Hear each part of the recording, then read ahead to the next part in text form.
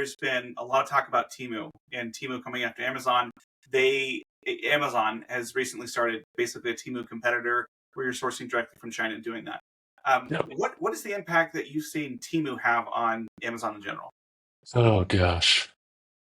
I would almost say it's the opposite. What impact has Amazon had on Temu? I would say Amazon showed Temu what is possible.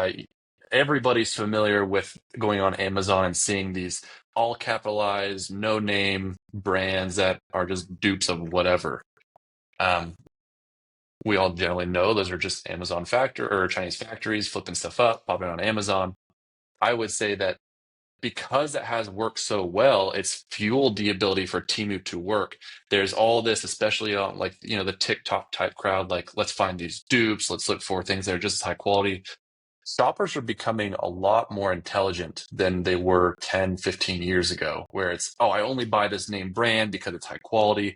People are now becoming more global in how they understand how businesses work. It's like, oh, like Lululemon makes their same stuff in the same factory as insert whatever random brand you find on Amazon. So there's entire TikTok accounts around like go buy this thing on Amazon. It's literally the exact same as Lulu. Right. So I would say it's customers. It was proven on Amazon that it can work really well. Temu can now be a platform where they just make it as cheap as possible, almost kind of what Jet.com reminded me of before Walmart took it over and really ruined it. But that's another conversation. Yeah. No, I think you're right.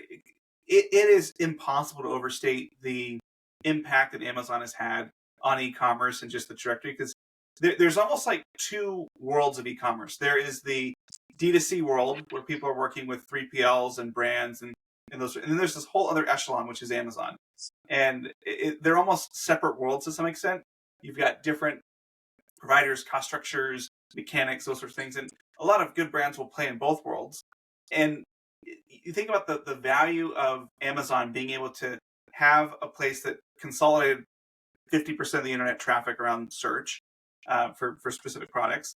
They allowed these factories to start to build and gain this density, which, like you said, it laid the foundation for a Shein or a Temu to tap into those same factories and just look at saying, all right, what happens if we are okay losing a bunch of money and we don't charge 15% and we just want to go out and steal market share? And so I guess the question I have for you is, now that Temu has started to open facilities or warehouses in Mexico, they're talking about doing the same thing in the US. Do you think that Temu looks more like Amazon in 10 years? Or does Amazon look more like Temu in 10 years? I would say honestly, I think they play in separate lanes. Okay. I would say the core Amazon as we know it will stay in this. They're not going to go full Temu, full Wish. That's not where they want to be. I think that will go against a lot of their core mission fundamentals, which is providing the best customer experience. Amazon knows that there's cheap counterfeits there. I mean, we can talk about counterfeits later. So I think Amazon will stay in this kind of mid-price tier, access to as much as you can, high quality stuff, low quality stuff, everything in between. However, you have seen, and we just talked about this, they launched Haul, which is their version of Temu. That is so new. I really don't have a whole lot to say about that right now, but I think core Amazon will stay in their lane. But this Haul component that they launched, that will be a direct competitor to Temu. I also don't think Temu is going to try and step on Amazon's core turf. I think Temu wants to stay in this more value price lane. They might try and go up a little bit.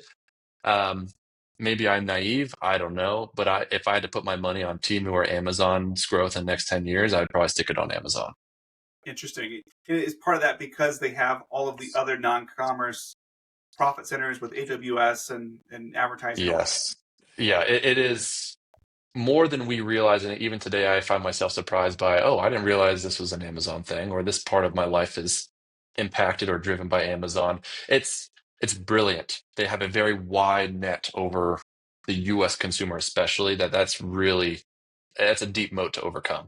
Yeah, I remember when they first launched advertising, it was very quietly done, and it was like overnight $1 billion business, and it was just like, oh, Yes. that's nice, that's a nice beat, you Oh, know. and that's what I was saying earlier. It's one of those like, oh, we don't need you to use it, but like, if if you want to make any money or be even quasi successful, you have to use Amazon advertising. It's a nice buy button you have here. It'd be a shame if you were to lose that. Yeah, shoot. Well, it's not a requirement, but up to you. Up to you.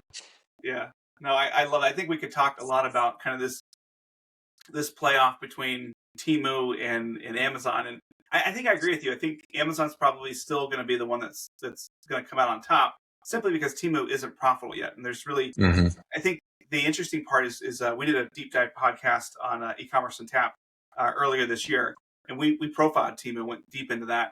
And one of the things that stuck out to me was that they are stealing share not from Amazon but from Dollar General. Interesting. And it was something like in 2022, Dollar General had a 64% market share in the value channel. And a year later in 2023, they had like 42%. And so all of that volume moved over because you think about this, and they're selling to the same consumer, people that are extremely price sensitive, and they're typically selling about the same goods. I mean, Dollar General is stocked with things that come from China, but the difference is, you don't have overhead of employees or retail space, and then because they're 3-2-1ing everything over, you don't have those tariffs as well. So they have an unfair value advantage against the value channel, which is why Yep. this massive shift over. So Interesting. And I think the acceleration of e-commerce, especially since COVID, like I man, this is a bit of a rabbit hole. COVID, I saw consumer behavior shift dramatically. We all did. But the general older demographic that would never shop online was forced to.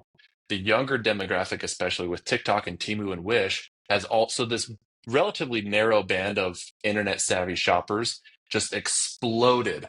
And so on the, like you're saying, the price sensitive consumers, and because of scaling over the past years, shipping costs have gotten lower. So it makes Temu and Wish and these platforms a lot easier, where a $5 shipping fee may not have been something that somebody who would have shopped at Dollar General would have been willing to pay.